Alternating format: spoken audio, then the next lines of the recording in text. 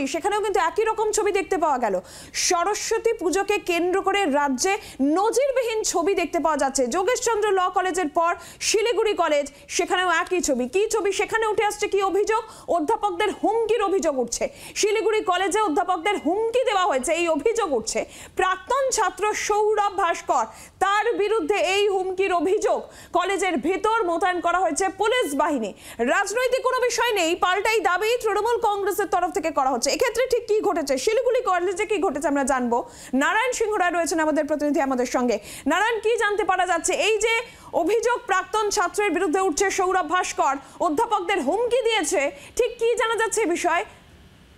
দেখুন, অধ্যাপিকাদের বা অধ্যাপকদের কথা অনুযায়ী কিন্তু যতটুকু জানা গেছে, আজ ৭৫ বছর পূর্তি উপলক্ষে শিলিগুড়ি ডে কলেজের শিলিগুড়ি সরস্বতী পুজো উপলক্ষে কিছু অনুষ্ঠান ছিল। এবং সবচেয়ে আশ্চর্যজনক বিষয় যে কমার্স কলেজকে আগে থেকেই নাকি এই কলেজ বলা ছিল যে তাদের যে কমার্স কলেজের যে ক্যাম্পাস, যে সামনে জায়গাটি, সেখানে কলেজ পুজো করবে। এবং সেই মোতাবেক কথাবার্তা হওয়ার পরেই কিন্তু এই পুজো শুরু হয়। কিন্তু পরবর্তীতে দেখা যায় যে যতটুকু জানা যায়, এই শিলিগুড়ি কলেজের যে কমার্স কলেজ অর্থাৎ নাইট কলেজের প্রাক্তন ছাত্র তৃণমূল নেতা সৌরভ, অর্থাৎ তার ডাকনাম মার্ডার যাকে বলা হয়, তিনি, তার বিরুদ্ধে অভিযোগ, তিনি কোনোভাবেই এই যে ৭৫ বছর উৎসব, যে সরস্বতী পুজো নিয়ে যে উৎসব চলছে শিলিগুড়ি ডে কলেজে, সেই কলেজে বারংবার ডিস্টার্ব করছিল মাইক বাজিয়ে। তাকে বলা হচ্ছিল যে তাদের যে পুজো, এই যে সৌরভ বা সৌরভ বাহিনী, তাদের পুজো, নাইট কলেজের পুজো, তাদের মাইক সরিয়ে দিতে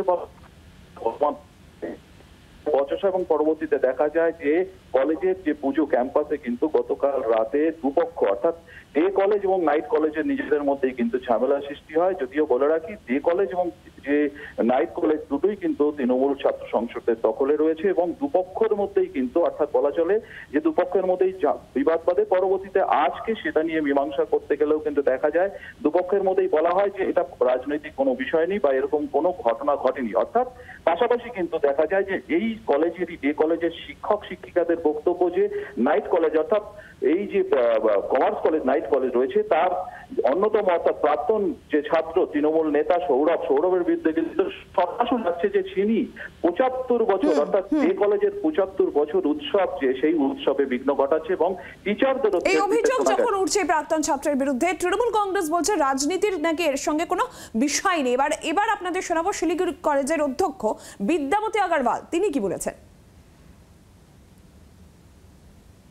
মার্ডার বলে যে ছেলেটি আছে, ও যে অমলকে, আমাদের প্যান্ডেল কমিটি কনভেনার, ওকে যে থ্রেট করেছে, এইটা ঠিক না। কারণ শিলিগুড়ি সবারই সবকিছু, হ্যাঁ, সেই জায়গায় ফ্লেক্স লাগিয়েছে, স্টুডেন্টরা লাগিয়েছে, ওদের সমস্যা ছিল, বলেছিল স্ট্রেস সরিয়ে দিয়েছি।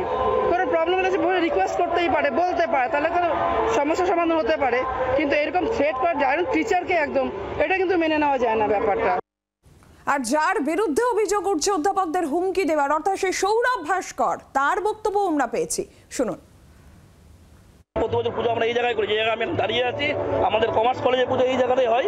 এবছর যেহেতু ৭৫ বছর পুজোটা বড় করে করছে, সেই জন্য আমরা অটোমেটিক আগেই পুজোর প্যান্ডেল আমরা সাইড করে নিয়েছি। যে কথাবার্তা আমাদের বলছে পুরোপুরি ভিত্তিহীন।